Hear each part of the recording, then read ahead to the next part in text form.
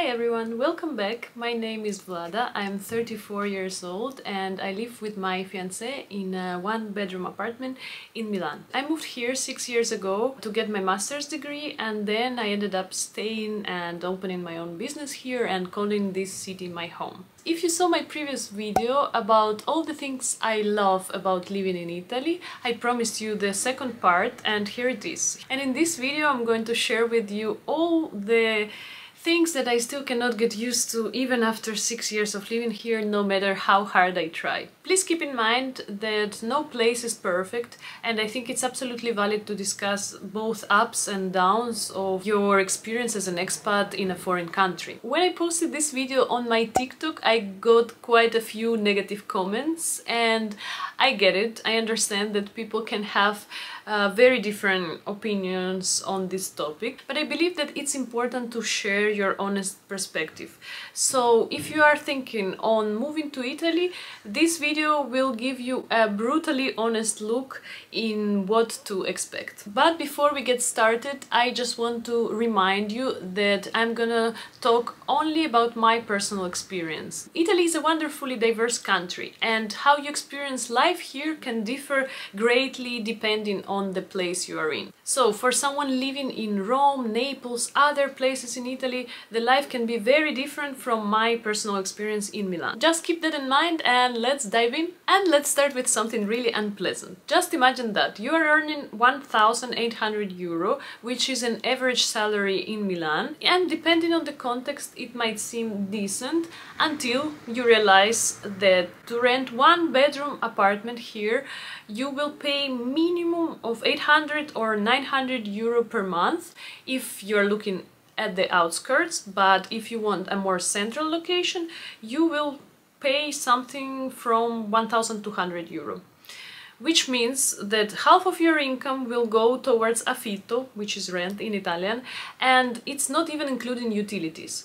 So add to that groceries, dining out, personal purchases, other bills, and you basically are left with nothing. I honestly don't know what to add here. That's just it. That's the reality of living in Milan right now. And now let me share a little story with you that captures perfectly my next point. It's gonna be about something that frustrates me for all the 6 years that I'm here, and sadly this is just one story out of many other stories like that that definitely happened to everyone who moved to Italy. Last year in October it was time to renew my residence permit, my permesso di soggiorno. To get the appointment for renewal you first have to go to the post office and get the kit, and then you have to fill it in. So I went to the central post office and asked for the kit for permesso, and they said that they were out of kits. And I went to other post offices and everywhere they were saying the same, that just we don't have kits, vieni domani, come tomorrow, or better next week, they said like that. But of course day after day I kept coming, and every time I received the same answer, and then eventually after 1 week of trying I got my kit. Victory, or so I thought. I filled in the kit, I brought it to the post office and got the appointment scheduled 4 months away, in February of next year. It's just to bring your documents and apply for renewal. And I was like, okay, just go with the flow, this is classic Italy, I'm living here already for 5 years at the point, and I just marked this day in my calendar and patiently waited. Finally, the big day in February arrived, I went, I submitted all my documents, and normally this process to get your permesso takes around 1 month. For example, for my fiancé it took 3 weeks, so I was expecting like, okay, 1 month. But guess what? 3 months passed and there was no any updates, I haven't received my permesso. And in April I decided to go to the police and check if I have maybe any problems. I came there. The first time they told me that today is not the day that they answer questions, so vieni domani again. I was like, okay, I came next day, I waited for 1 hour in line to just ask when my permesso is gonna be ready, and they told me wait for 1 month more, un mesetto, they said. Ah yes, and I forgot to mention that they also said please don't come more. Okay, I waited 2.5 months more, and of course there was nothing. and I couldn't wait more. It was already July and I decided to go again. So I come again to the police. They were not so nice, actually quite rude. They were showing me like that, like please don't speak, like interrupting me constantly, and then finally they said, okay, your residence permit will be ready in 1 week. And obviously 1 week later nothing happened, and 1 month later I finally got my residence permit, and in total this process took me 9 months of waiting and not knowing what is happening and not being able to leave the country. And what this story is teaching us is that in Italy you just have to embrace this slower pace. When you move here you will hear a lot of phrases like vieni domani, settimana prossima. You just have to accept that time flows differently here.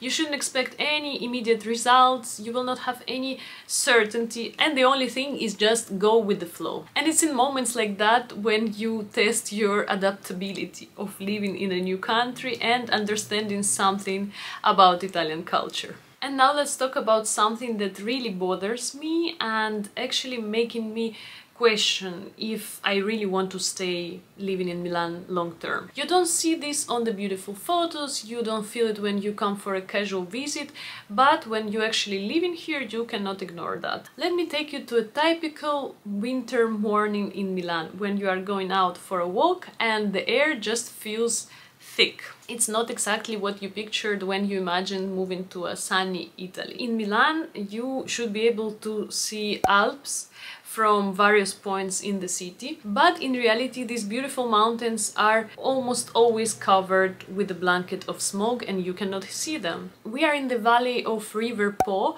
which is called Pianura Padana, where cities like Milan, Turin, Bologna are located, and these are cities with the most job opportunities. But unfortunately this area is not only known for its economy, but for the most polluted air in all Europe. Okay, let's just take a look at the air quality right now. Now it says moderate 100, which is actually, I don't know if you can see, which is actually not so bad. Normally it's worse. It's or saying unhealthy for sensitive groups or unhealthy air for everyone. This is a normal situation here. This pollution definitely brings long-term health concerns and makes you wonder how long can you live sustainably in this environment. Okay, now let's talk about my next point that maybe some people can say that it's not that bad. For me personally, it's more downside. Every August, Italy practically shuts down.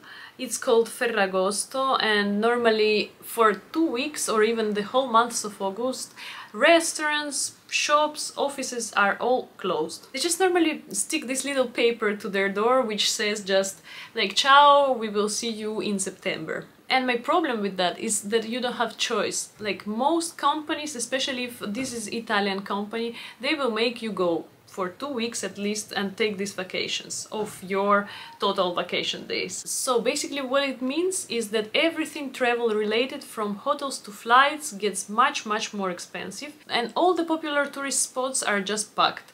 Meanwhile, Milan and other big cities are looking like ghost towns where there is literally no one. It's a bit surreal, and I know why historically these things are the way they are, because it comes from ancient Romans, but I still can't get used to the fact that you just don't have flexibility. You just cannot select other dates. Well, in most cases. Maybe someone can, but in the case of my fiancé, for example, every August he's forced to take these vacations, even if he doesn't want. So yeah, for me it's just the thing that I've been having difficulties to adjust to through all these 6 years. And let's pass to my last point, which is Italian online banking. I studied service design and I just get very frustrated when there is an interface or experience that is not user-friendly. Okay, maybe not all the banks are the same, because when I posted this on TikTok I got some suggestions, but most of the banks have outdated designs, very confusing interface, and logins like you are back in 2000. I don't know, looks very outdated, and like stuck in the past, and when you just need to pay bills you feel like you are solving some puzzle that is unnecessary. And I don't know, I already got used to that, but I just hope that one day Italy will catch up on digital side also. So yeah, here are the 5 things that I still can get used to after 6 years of living here, and that still make me frustrated, but that doesn't mean that I don't like living in this country. And please, if you didn't watch my video about things that I love about Italy, please go and watch it. And also let me know what you think. If you are Italian, please share your opinion on these things, and if you are an expat here, please also share your experience and maybe some things that still frustrate you here. Thank you for watching. Please give this video a thumbs up, subscribe, and stay for more videos about living in Italy. Ciao!